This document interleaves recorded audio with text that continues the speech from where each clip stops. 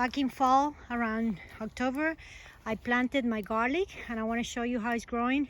Actually, I noticed that my goats and my chickens were eating my garlic. So as soon as I noticed that, we put the fence in. It's electric fence that will protect the garden, and they haven't been able to go inside anymore.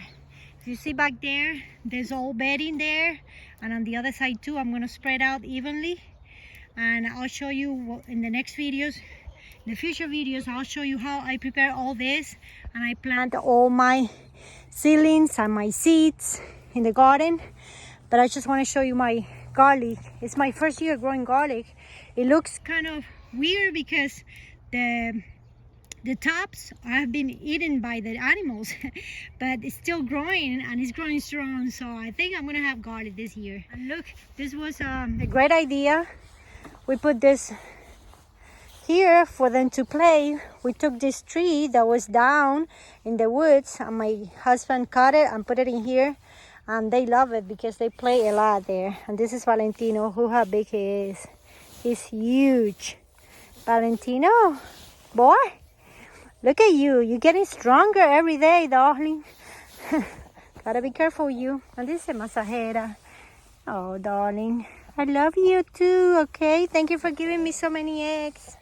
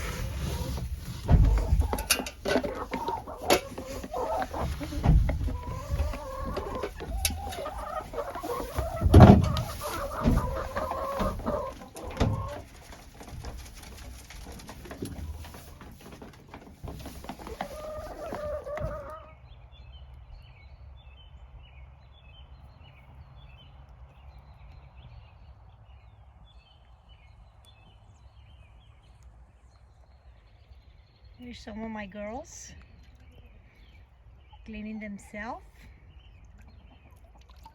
taking a break there. And there he goes. He's all full of mud. He's gonna go and eat his hay. Good boy. And here's Valentino, of course.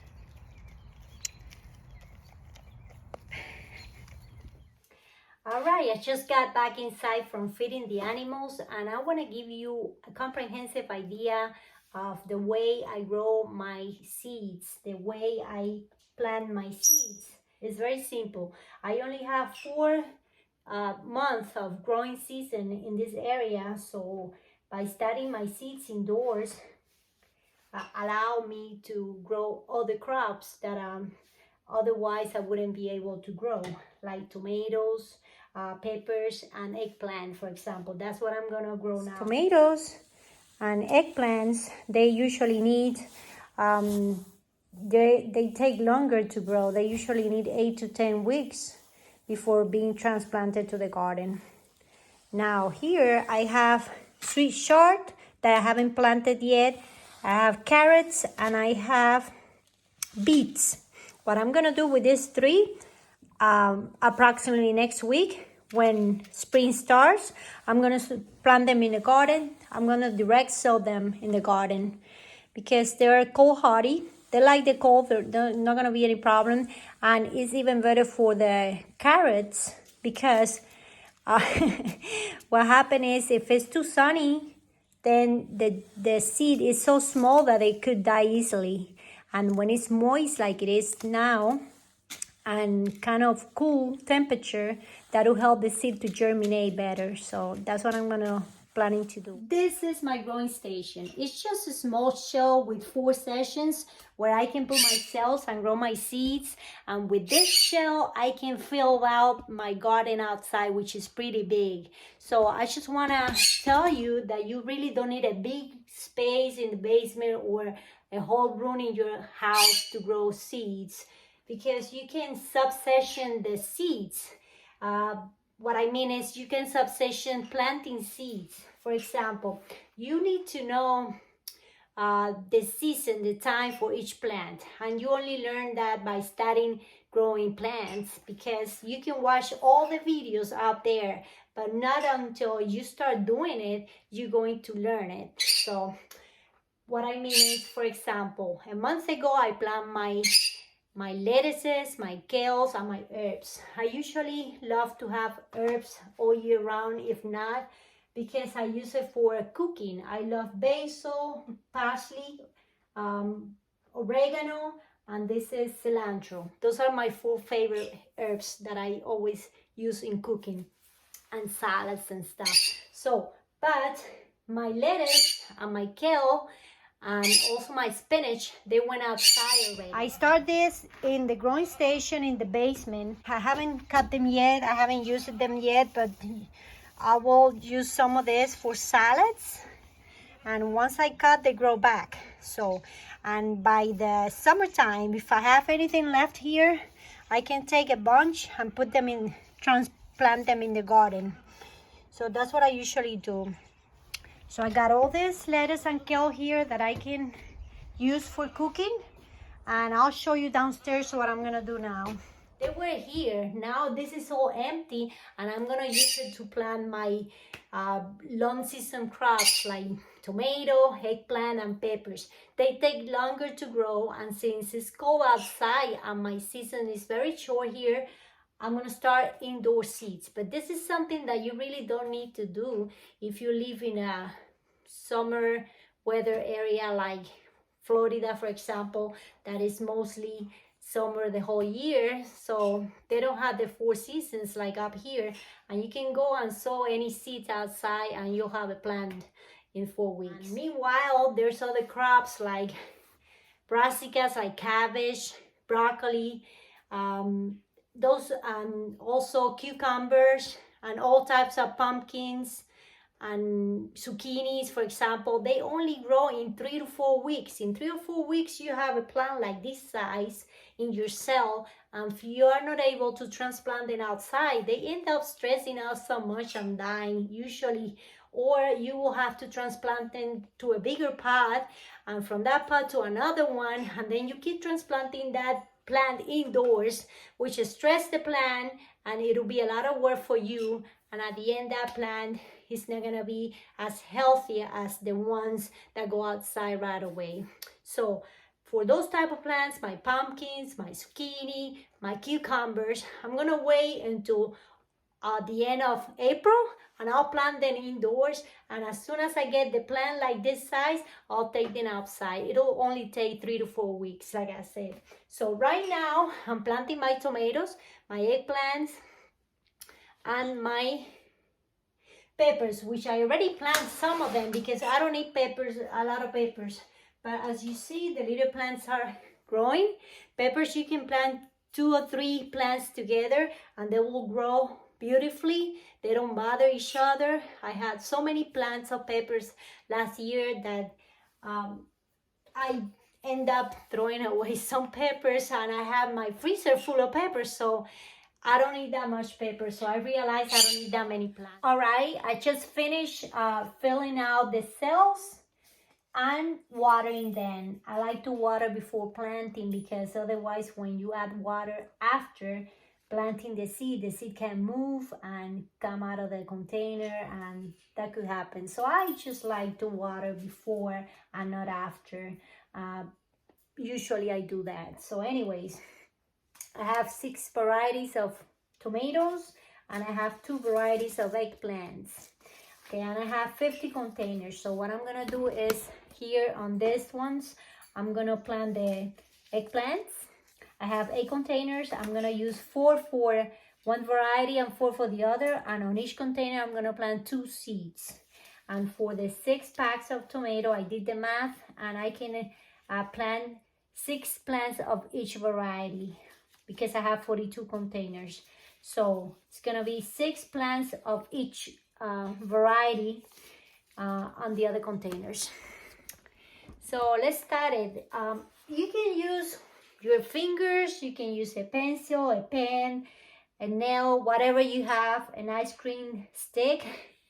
In this case, I'm gonna use this screwdriver, and that's what I'm gonna use because that's what's so close to me when I start doing this. I'm gonna start with this beautiful eggplant. Check it out, guys. I got it from Baker Creek company, and I usually order from them some plants, but I like to use different companies and different sources to try, and I don't do it all from one. So this is very simple. Let me show you. I showed you before, but anyways, I'm gonna plant 2 seeds, and I'm gonna use only 4 containers because this is just one variety. So I'm gonna open a hole here, not too big because the seed is very small. See, it looks like the tomato seed, and this is eggplant. So the smaller the seed, the smaller the hole you have to open here. Actually, you don't have to open any hole. You just put it there and cover a little bit, you know. Just put it inside a little bit, and that's it. If you put it too deep, it won't come out. So that's great there. So let me do the same here. Just gonna push it down. This is not the best tool to do that. Okay, let me try with this. Okay, that's better. Yeah, it works. There you go. So I got these 2, I need these 2. 2 seeds on each cell. You always want to plant 2 or 3, because if one doesn't come out, the other one will. So you have an extra plant there. I want to talk about also mistakes that people do overwatering the plants. That's a very common mistake that happen. Let me put you here. Oh, you see me while I'm talking. Okay. People tend to water their plants indoors more than outdoors because it's easier for them to come to the plant and water them. And that's one of the reasons why your plant die, because they get mold and funguses and they end up dying. So I usually water my plants once or twice a week. That's all I do, because they tend to need less water indoors. And in the contrary, people used to think in a different way when they plant their seedlings, the seeds. So I recommend you to not overwater your plants. Just use your common sense and check them out and see if they need water. If the soil looks really dry, then you add the water. But give them some space between the watering sessions. That way they get time to dry up before you add in water again. I'm almost finished with my tomato, planting my tomatoes, and look how beautiful this one is. It's a yellow tomato. Okay, so I got 7 plants of each variety. And one last thing that I want to talk about is over fertilizing your plants.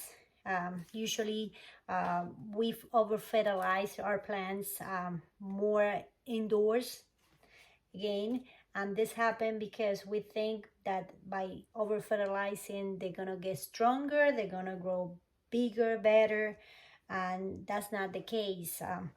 The seed will come genetically with the nutrients needed to germinate and grow for the first 4 weeks. And that's actually the way it should be. You shouldn't fertilize your seeds because it's not gonna be any good for your plants.